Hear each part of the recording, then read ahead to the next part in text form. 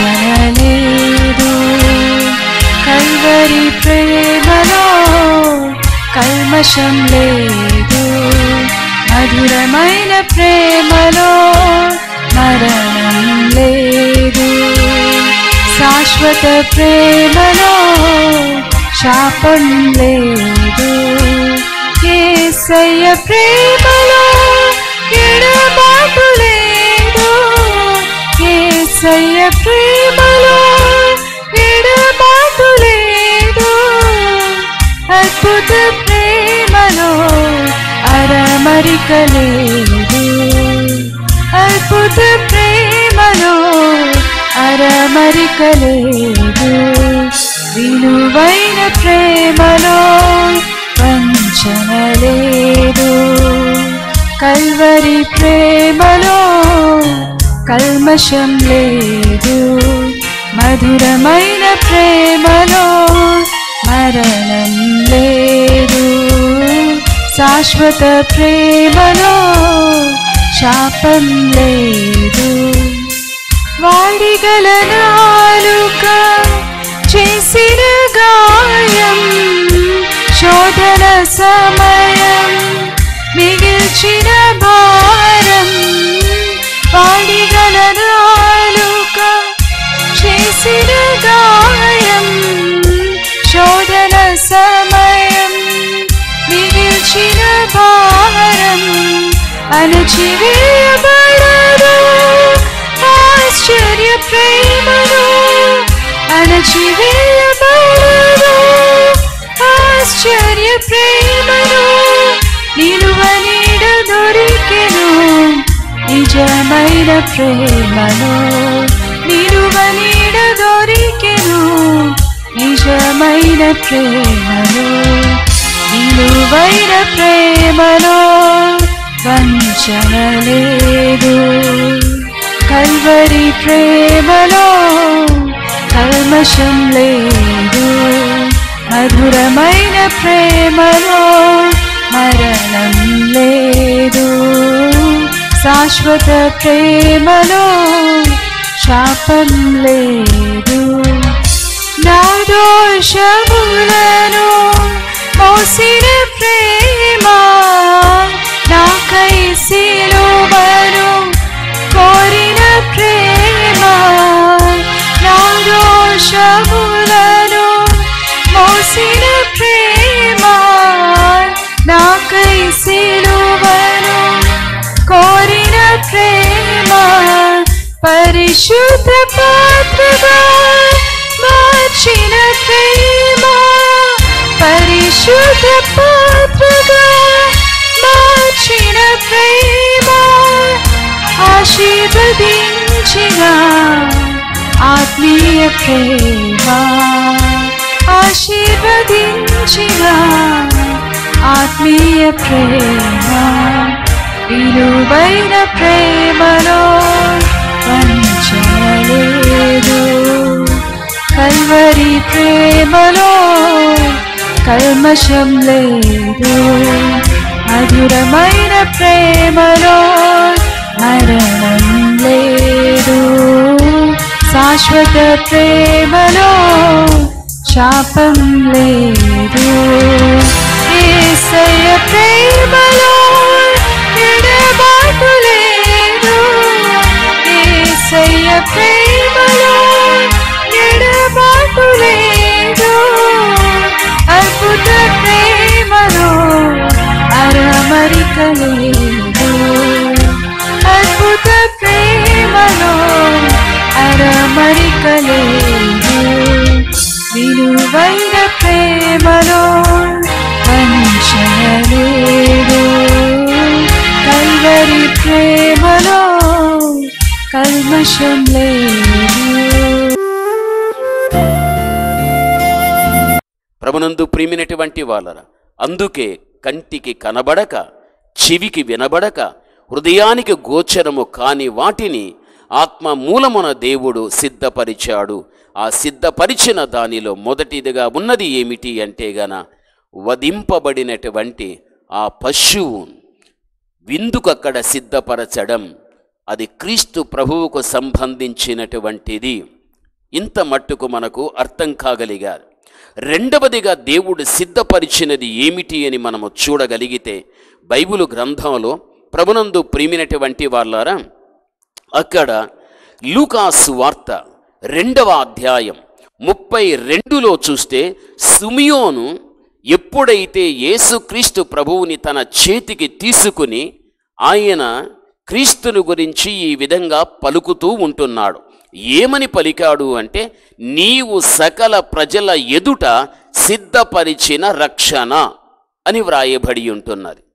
అంటే దేవుడు సిద్ధపరిచిన వాటిలో రెండవది ఏమిటి అంటే గాన యోసేపు మరియా బాలుడైన యేసు ప్రభుల వారిని యెరూషలేము దేవాలయములోనికి తీసుకుని వెళ్ళి క్రీస్తు జన్మించేంత వరకు కూడా సిమియోను మరణించడు అనే ప్రవచనం ఉంటున్నది. అందుకే క్రీస్తు జన్మించేంత వరకు కూడా సిమియోను బ్రతికి ఉన్నాడు. కాబట్టి ఆయన చెంతకు ప్రభువు వచ్చినప్పుడు ఆ బాలుని చేతిలోనికి సిమియోను తీసుకుని ఏమంటున్నాడు తెలుసా? అక్కడ నీవు సకల ప్రజల ఎదుట సిద్ధపరిచిన రక్షణ అంటున్నాడు. చూడండి, సర్వలోకములో చెదిరి ఉన్నటువంటి మనుషులందరికీ కూడా యేసుక్రీస్తు ప్రభుల వారు తాను ఒక రక్షణ అనేటువంటిది సిద్ధపరచగలిగాడు అని బైబిల్ మనకు తెలియపరచబడుచు ఉన్నది. నిజమే, ఒక క్రీస్తు ప్రభువు ద్వారానే మానవునికి రక్షణ. క్రీస్తు ప్రభువును తప్పించి మనుష్యుడు ఎక్కడ కానీ రక్షించబడటానికి అవకాశముండదు. మనుష్యుడు సాతానుని యొక్క కబంధ హస్తముల చేత బంధించబడిపోయాడు. మనుష్యుడు పాపము చేత బంధించబడిపోయాడు. లోకములో ఏది చెడు అని మనకు తెలిసి వస్తుంటున్నదో ఆ చెడును మనుష్యుడు ప్రేమించి దాని చేత బంధించబడిపోయాడు. కాబట్టి బంధించబడినంత వరకు కూడా బంధకములో ఉన్నాడు. కాబట్టి వానికి రక్షణ లేదు. అయితే పాప బంధకములో నుంచి విముక్తిని కలిగించి ఒక రక్షణ ప్రసాదింపచేసేవాడు నిజదేవుడు లోకరక్షకుడైన యేసుక్రీస్తు ఒక్కడే.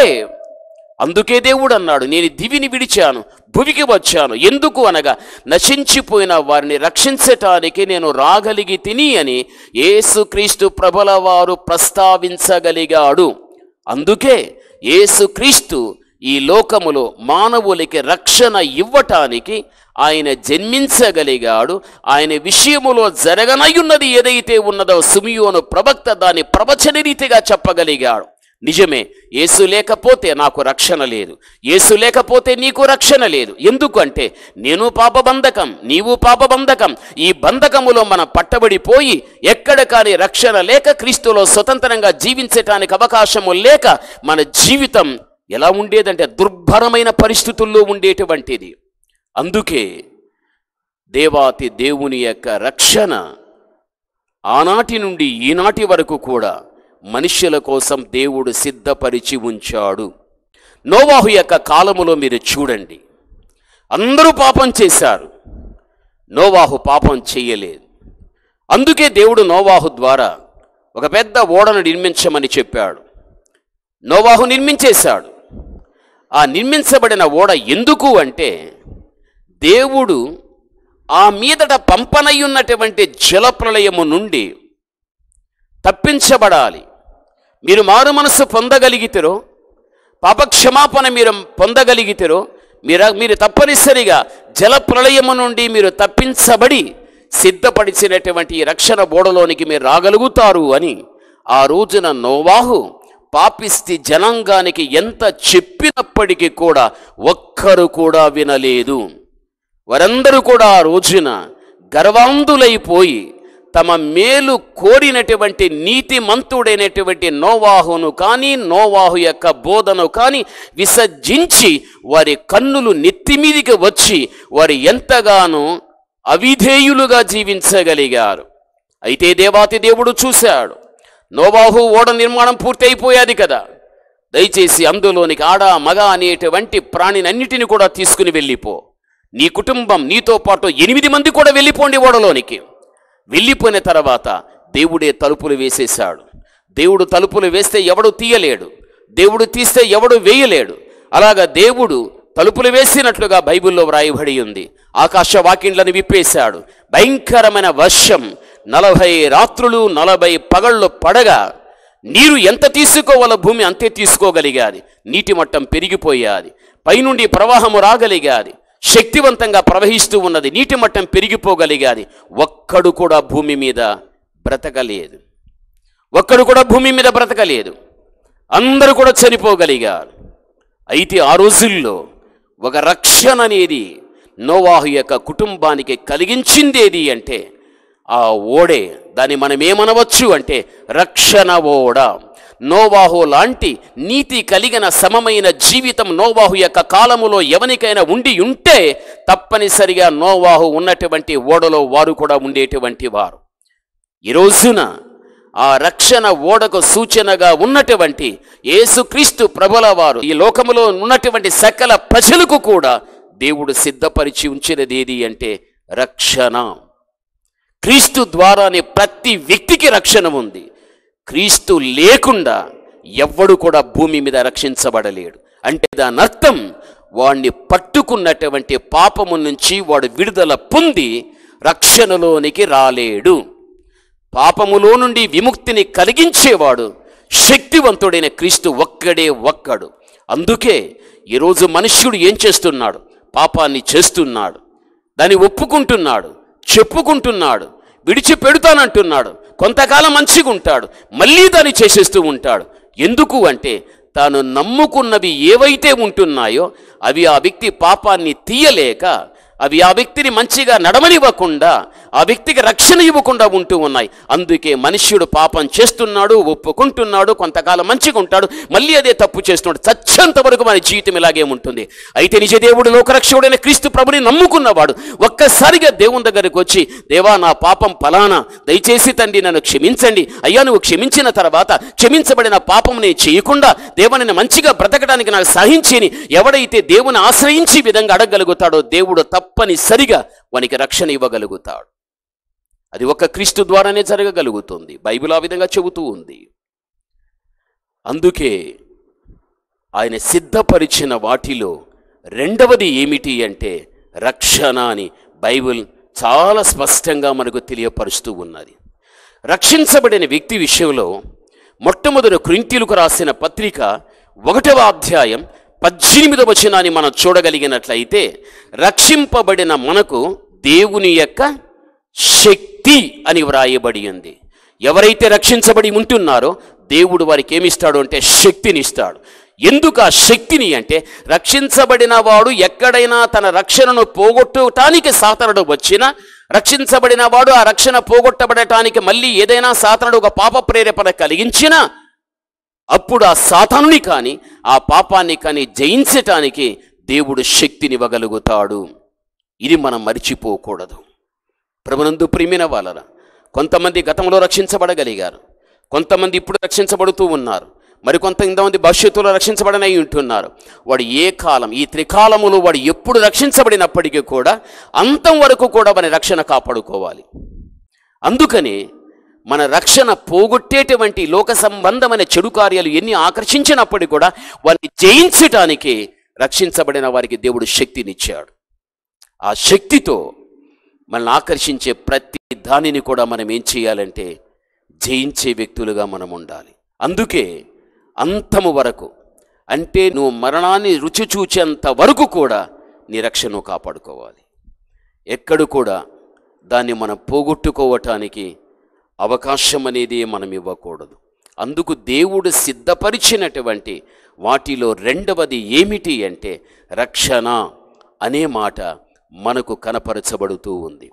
మూడవదిగా మీరు చూడండి, అదే మనం ప్రకటన గ్రంథం 22వ అధ్యాయం 12వ వచన భాగములో చూస్తే అక్కడ సిద్ధపరిచిన జీతం. ఇక్కడ బైబిల్ ఏముంది? వాని క్రియలను బట్టి ప్రతి వానికిచ్చుటకు సిద్ధపరిచిన జీతము నా దగ్గర ఉంది అని బైబిల్లో ఇక్కడ వ్రాయబడి ఉంది. ప్రభునందు ప్రియమైనటువంటి వాళ్ళారా, అయితే ఇక్కడ దేవుడు అంటున్నాడు ఏమని తెలుసా? సిద్ధపరిచిన జీతము అంటే మన క్రియలను బట్టి ప్రతి వానికిచ్చుటకు ఆయన సిద్ధపరిచాడు. అంటే మన క్రియలు ఏమై ఉండాలి అంటే మంచివై ఉండాలి. అది మనం చాలా ఇంపార్టెంట్. ఎందుకు అంటే ఈ శిరస్సు నుండి ఈ పాదాల వరకు ఉన్నదే ఈ దేహం. ఈ దేహము భూమి మీద మనిషికి ఉన్నంత కాలము ఈ దేహంలో 2 కార్యాలు జరుగుతాయి. ఒకటి, దేహముతో చెడ్డ కార్యాలు చేస్తారు, ఈ దేహముతో మంచి కార్యాలు చేస్తారు. ఎప్పుడైతే దేహముతో చెడ్డ క్రియలు జరుగుతాయో, మంచి క్రియలు జరుగుతాయో, ఒకరోజు మనుషుడు మరణించిన తర్వాత దేవుని యొక్క తీర్పులో నిలబడాలి. తీర్పులో నిలబడినప్పుడు వాడు బ్రతికి ఉన్న కాలములో దేహముతో ఏ చెడ్డ క్రియలు చేశాడో ఆ క్రియలను బట్టి వానికి జీతం ఇస్తాడు దేవుడు. ఏ జీతం ఇస్తాడు అంటే గాన, నీకు నరకముంది, అక్కడ నీ ఆత్మ చావదు, అక్కడ అగ్ని గంధకములు ఉంటాయి, అది ఆరదు. కాబట్టి చావని నీ ఆత్మ ఆరని అగ్నిలో నువ్వు కాలుతూ ఉంటావు. ఎందుకంటే నువ్వు బ్రతికి ఉన్న రోజులలో ఈ దేహముతో చెడ్డ క్రియలు చేశావు, కాబట్టి నీకిచ్చేటువంటి జీతము ఇది అని దేవుడు ఆ అగ్ని గంధకాల్లో దేవుడు పడవేయగలుగుతాడు. కొంతమంది అంటూ ఉంటారు, చనిపోయిన తర్వాత ఏం జరుగుతుందో ఏమో ఎవనికి తెలుసు. బ్రతికినంత కాలము కూడా మనకి ఎలాగైతే గాన ఇష్టం అనిపిస్తుందో, సంతోషం అనిపిస్తుందో, ఏదైతే మన జీవితానికి ఆనందం అనిపిస్తుందో ఆ విధంగా జీవిద్దాము అని మనుష్యుడు ఎంతగానో చెడు కార్యాలలో వాటి నుండి వచ్చే సంతోషాన్ని అనుభవించి మనుష్యుడు భ్రష్టుడైపోతూ ఉంటున్నాడు. అయితే దేవుడు అంటున్నాడు, నువ్వు బ్రతికినంత కాలము నీ దేహముతో నువ్వు మంచి క్రియలు చేశావంటే నేను నీకోసం సిద్ధపరిచిన జీతం ఏది తెలుసా? బైబిల్లో మీరు చూడండి, యెషయా గ్రంథం 40వ అధ్యాయం 10వ భాగములో చూడగలిగితే ఆయన సిద్ధపరిచిన జీతం, ఆయన ఇచ్చు బహుమానము ఆయన యొద్ద ఉంది. చూడండి, ప్రభునందు ప్రియమైనటువంటి వాళ్ళారా, దేవుడు మనకిచ్చే బహుమానం మన కంటికి కనబడకపోయినప్పటికీ కూడా ఆ బహుమానములో మనకు తెలిసి వచ్చేటువంటిది ఏమిటి అంటే సంతోషం. సంతోషం. ఓటమి పాలైన వాడు, గెలవలేని వానికి దుఃఖం మిగులుతుంది, గెలిచిన వానికి ఏమొస్తుంది? సంతోషం. నీ కుమారుడు కానీ కుమార్తె కానీ గెలవగలిగే బహుమానాన్ని పొందుకున్నారని ఇంటికి వస్తారు, మమ్మీ నేను గెలవగలిగా, నాకు ఈ బహుమానాన్ని ఇచ్చారు. ఎంత సంతోషమో! తల్లిదండ్రులకు చెప్పగలిగితే వారు ఎంత సంతోషపడగలుగుతారో. అంతమందిలో నా బిడ్డ గెలవగలిగింది ఒకతే, అందుకే బహుమానాన్ని ఇవ్వగలిగారు. ఈ లోకరీతిగానే బహుమానాన్ని పొందుకున్న నీ బిడ్డల విషయంలో నీకంత సంతోషం కలగలిగితే, ఒక రోజున మన క్రియలు ఈ భూమి మీద మంచివిగా ఉంటే దేవుడు మనకు జీతం ఇస్తాడు. ఆయన ఇచ్చే జీతం ఎటువంటిది అంటే మనకు సంపూర్ణమైన సంతోషం, మన నోటి నిండా నవ్వు ఉంటుంది, మన నాలుక ఆనందగానముతో ఉంటుంది. అటువంటి బహుమానం అనేది దేవుడు ఇవ్వగలుగుతాడు. ఒక విధంగా చెప్పాలి అంటే పరలోక రాజ్యమే నీకు ఒక బహుమానం, నిత్య జీవమే ఒక బహుమానం, ఏడ్పు లేకుండా ఉండడమే ఒక బహుమానం, వ్యాధి లేకుండా ఉండడమే ఒక బహుమానం, అక్కడ ఏ విధమైన చింత లేకుండా ఉండడమే నీకు బహుమానం. ఇవన్నీ కూడా పరలోకములోకి వెళ్ళిన తర్వాత దేవుని నుండి ఇవన్నిటిని నువ్వు పొందుకున్నావు అంటే ఇవన్నీ దేవుడు నీకు ఇచ్చే బహుమానాలు. ఇది జీవితంలో నువ్వు మర్చిపోవద్దు. అటువంటి శ్రేష్టమైనటువంటి ఆశీర్వాదాలు దేవుడు మన ముందు ఉంచగలిగాడు. కాబట్టే ప్రభునందు ప్రియమైన వాళ్ళారా, భూమి మీద ఉన్నంత వరకు మన దేహముతో మనము ఏం చేయాలంటే మంచి క్రియలు చేసే వ్యక్తులుగా ఉండాలి. అందుకే ఆయన సిద్ధపరిచినటువంటి జీతం ఏమిటంటే వాని క్రియల చొప్పున దేవుడు వానికి ఏమిస్తాడు? జీతం ఇస్తాడు అని. తర్వాత ఆయన సిద్ధపరిచినది ఏది అని చూస్తే గమనించాలి. యోహాను సువార్త 14వ అధ్యాయం 2వ భాగములో చూడగలిగినట్లయితే అక్కడ మీకు స్థలము సిద్ధపరచ వెళ్ళుచున్నాను, నేను స్థలాన్ని సిద్ధపరిచి నేను వచ్చి నేను మిమ్మల్ని తీసుకుని వెళ్ళి నాతో కూడా మీరుండునట్లు మీరు నాతో కూడా ఉండునట్లు నేను చేయగలుగుతాను. అంటే దీన్ని బట్టి చూడగలిగితే దేవుడు మన కోసం ఏది సిద్ధపరిచాడు? స్థలాన్ని సిద్ధపరిచాడు. దేవుడు మనకు స్థలాన్ని సిద్ధపరిచి ఆయనతో కూడా మనం ఉండటానికి ఆయన వచ్చి మనల్ని మళ్ళీ ఏం చేస్తాడు? తీసుకుని వెళ్ళగలుగుతాడు. అంటే దీన్ని బట్టి చూడగలిగితే ఈ భూమి మీద మనం శాశ్వతంగా ఉండునటువంటి వారము కానే కాదు. అందుకే ఈ స్థలము మనది కాదు. దేవుడు మనకు ఒక స్థలాన్ని ఉంచాడు. అదే పరలోకపు యొక్క రాజ్యం. దాన్ని సిద్ధపరిచి ఉంచాడు. దానిని మనము స్వతంత్రించుకునేటువంటి వ్యక్తులుగా మనం ఉండాలి. అందుకే దేవుని యొక్క వాక్య భాగములో చూడగలిగితే సిద్ధపరిచిన వాటిలో దేవుడు స్థలాన్ని కూడా సిద్ధపరచగలిగాడు. మన ఆదిమ భక్తులు యావత్ మంది కూడా ఈ భూమి మీద వారు జీవించినప్పటికీ కూడా వారు ఏమన్నారు అంటే, మేము ఈ భూమి మీద పరదేశులము, మాకు నిలువరమైన స్థలము ఏది అంటే పరలోకం.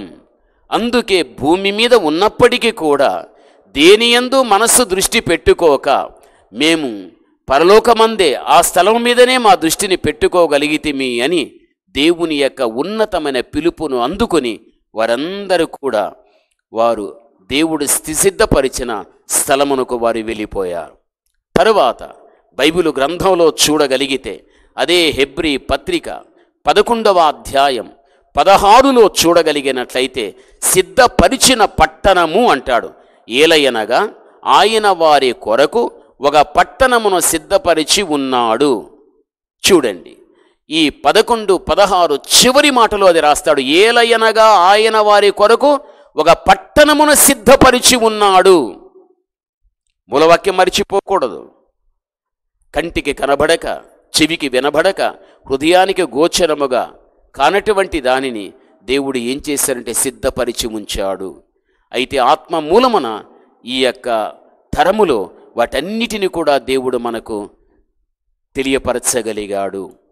ఆయన సిద్ధపరిచిన వాటిలో ఏమిటి అంటే తర్వాతది ఆయన సిద్ధపరిచిన పట్టణముని వ్రాయబడి ఉంది. ఆ పట్టణం ఏదో కాదు, నూతన యెరూషలేము యొక్క పట్టణం. యోహాను తాను దర్శనాన్ని చూచేటప్పుడు పరలోకములో నుండి పెండ్లి కుమార్తె అని చెప్పబడేటువంటి సంఘానికిని, పెండ్లి కుమారుడు అని చెప్పబడే యేసుక్రీస్తు ప్రభుల వారికిని ఒక నూతనమైన యెరూషలేము యొక్క పట్టణం పరలోకము నుండి భూమి మీదకి దిగివచ్చుట నేను చూచి తిని అని అక్కడ వాక్యంలో మనకు చాలా స్పష్టంగా తెలియపరచబడుచు ఉంటున్నది. నిజమే, ఈరోజు దేవుని యొక్క బిడలమైన మనం దేవుడు మన కోసం సిద్ధపరిచిన ఆ నూతనమైన యెరూషలేము యొక్క పట్టణం పెండ్లి కుమార్తెగా పిలువబడేటువంటి మన కోసమే దేవుడు ఆ పట్టణాన్ని సిద్ధపరిచాడు. కాబట్టి దాన్ని స్వతంత్రించుకోవటానికి పరిశుద్ధత అనే ఒక అలంకారముగా ధరించుకునేటట్టుగా క్రైస్తవ వ్యక్తి, క్రైస్తవ కుటుంబం, క్రైస్తవ సంఘం ఆ విధంగా ఉండాలి.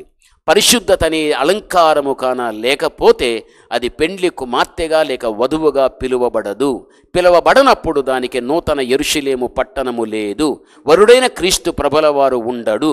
అందుకని ఆ నూతన యెరూషలేము అనే పట్టణము నాకు కావాలి. కాబట్టి అది పెండ్లి కుమార్తెకు తండ్రి మీరు సిద్ధపరిచి ఉంచారు. కాబట్టి పెండ్లి కుమార్తెగా పిలువబడే వ్యక్తి నేనే. కాబట్టి ఒక పెళ్లి కుమార్తెకి ఏ విధంగా అలంకరించబడి ఉంటుందో నేను కూడా పరిశుద్ధతనే ఒక అలంకారంగా ధరించుకుని ఆ నూతన యెరూషలేము పట్టణాన్ని స్వతంత్రించుకోవటానికి కృప నాకు దయచేయి తండ్రి అని దేవుని దగ్గర మనం అడిగే వ్యక్తులుగా మనం ఉండాలి.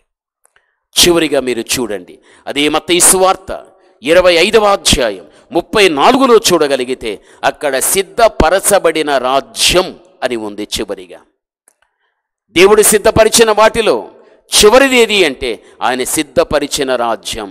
బైబిల్ చెబుతుంది, అప్పుడు రాజు తన కుడివైపునున్న వారిని చూచి, నా తండ్రి చేత ఆశీర్వదించబడిన వారలారా రండి, మీ కొరకు సిద్ధపరచబడిన రాజ్యమును స్వతంత్రించుకొనుడి అని మత్తయి సువార్త 25:34లో మనకు కనపరచబడుతోంది. సిద్ధపరచబడినటువంటి రాజ్యం. నిజమే, ఒక రోజున ఈ లోకములో ఉండేటువంటి రాజ్యాలను పరిపాలించే రాజులు అందరూ కూడా అంతమైపోతారు, అన్నీ కూడా పతనమైపోతాయి. చివరికి ఒకే ఒక రాజు, ఆయనే నిజదేవుడు లోకరక్షకుడైన యేసుక్రీస్తు ప్రభుల వారు. ఆయన రాజ్యమే ఈ యొక్క భూమి మీద నిలవగలుగుతుంది. బైబిల్ కూడా చెబుతుంది, మహోన్నతుని యొక్క పరిశుద్ధులే రాజ్యాధికారమును పొందుకొని వారి యుగ యుగములు కూడా పరిపాలించగలుగుతారని దానియేలు గ్రంథంలో కూడా మనము చెప్పబడి ఉంటున్నది. కాబట్టి ఈ భూమి మీద దేవుని యొక్క నీతి రాజ్యం అనేది స్థాపించబడగలుగుతుంది. అది త్వరగా జరగనయ్యుంటూ ఉన్నది. ప్రపంచ నడిబొడ్డున యేసుక్రీస్తు సింహాసనం వేసుకుని పాపానికి మూలపురుషుడైన సాతానుణ్ణి పాతాళములో బంధించగా ఇంకా భూమి మీద పాపమనేదే లేకుండా ఎప్పుడైతే భూమి మీద మిగిలి ఉంటారో వారందరికీ క్రీస్తును గురించి, క్రీస్తు సువార్తను గురించి ప్రకటించబడిన తర్వాత ప్రపంచం యావత్తు కూడా యేసుక్రీస్తు ప్రభుల వారి యొక్క వైపు తిప్పబడ్డం జరుగుతుంది. ఎవరిలో కూడా పాపం ఉండదు. ప్రతి ఒక్కడు కూడా పరిశుద్ధంగా జీవించడం అనేది జరుగుతుంది. ఆ 1000 ఏళ్ల పరిపాలనా కాలములో ప్రతి వాని మోకాలు కూడా దేవుని యొక్క నామములో వంగడం జరగగలుగుతుంది. అందుకే అటువంటి దేవాతి దేవుని యొక్క రాజ్యములో మనలను ఒక రాజ్యాధికారాన్ని ఇచ్చి ఆయనతో కూడా మనం సమమైన రీతిగా పరిపాలించేటువంటి గొప్ప ఆధిక్యత దేవుడు మనకివ్వగలుగుతాడు. ఈ రాజ్యాలు, ఈ రాజులు పతనమైపోతారు. రారాజైన యేసు ఒక్కడే ఉంటాడు. ఆయన రాజ్యం ఒక్కటి ఈ భూమి మీద నిలవగలుగుతుంది. అందుకే దేవుడు మనకు సిద్ధపరిచినది మొట్టమొదట విందు. ఆయన సిద్ధపరిచినది రెండవదేది రక్షణ, మూడవది జీతం, నాలుగవదిగా మనము చూడగలిగితే స్థలము, తర్వాత సిద్ధపరిచిన పట్టణం, సిద్ధపరిచిన రాజ్యం. ఈ విధంగా దేవుడు ఆయన కంటికి కనబడక, చెవికి వినబడక, హృదయానికి గోచరము కాని వాటిని ఆత్మ మూలమున నేటి కాలములో సిద్ధపరిచినవన్నిటిని కూడా దేవుడు మనకు బయలుపరచగలిగాడు. అంటే తప్పనిసరిగా దేవా నీవు సిద్ధపరిచిన ఆ విందు నాకు కావాలి, నీవు సిద్ధపరిచిన రక్షణ కావాలి, నువ్వు సిద్ధపరిచిన జీతం కావాలి, నువ్వు సిద్ధపరిచిన స్థలము కావాలి, నువ్వు సిద్ధపరిచిన పట్టణం కావాలి, నువ్వు సిద్ధపరిచినటువంటి రాజ్యము కావాలి. ఎప్పుడైతే దేవుని యొక్క ప్రియబిడ్డలుగా ఆయన సిద్ధపరిచినవి మనకు కావాలని దేవుని దగ్గర కోరుకోగలిగి ఒక యోగ్యత కలిగిన జీవితాన్ని దేవునికి చూపించగలిగితే వీటిని మనము స్వతంత్రించుకోగలం. ప్రార్థించుకుందాం. మా పరిశుద్ధుడైన మా తండ్రి, జీవము కలిగిన మా మంచి యేసయ్య, మా కోసం మీరు సిద్ధపరిచినవి ఏవైతే ఉంటున్నాయో మా యందు మీకున్న ప్రేమ కొలది వాటన్నిటిని కూడా మా తండ్రి మీరు మాకు బయలుపరిచి వాటన్నిటిని కూడా మేము స్వతంత్రించుకోవటానికి ఆ గొప్ప ఆధిక్యత మీ బిడలమైన మా అందరికీ మీరు దయచేయండి తండ్రి. దేవా, సిద్ధపరిచిన వాటిని మేము పొందుకోగలిగినట్లయితే నిజముగా మీ యొక్క దృష్టిలో నా తండ్రి మా జీవితములు విలువైనవిగాను, యోగ్యమైనవిగాను, అర్హతతో కూడినవిగాను, మాన్యతతో కూడినదిగాను ఎంతగానో తండ్రి ప్రభా మేము దీవించబడిన వ్యక్తులుగా కాగలుగుతాం. అటువంటి గొప్ప భవిష్యత్తును మాకిస్తూ వాటిని పొందుకునేటువంటి ఆ కృప మా యందు మీరు కనపరచమని, వచ్చినటువంటి మీ వాక్యాన్ని వినుచున్న ప్రతి బిడను కూడా మీరే దీవించమని యేసు నామములో ప్రార్థన చేస్తున్నాము తండ్రి. ఆమేన్.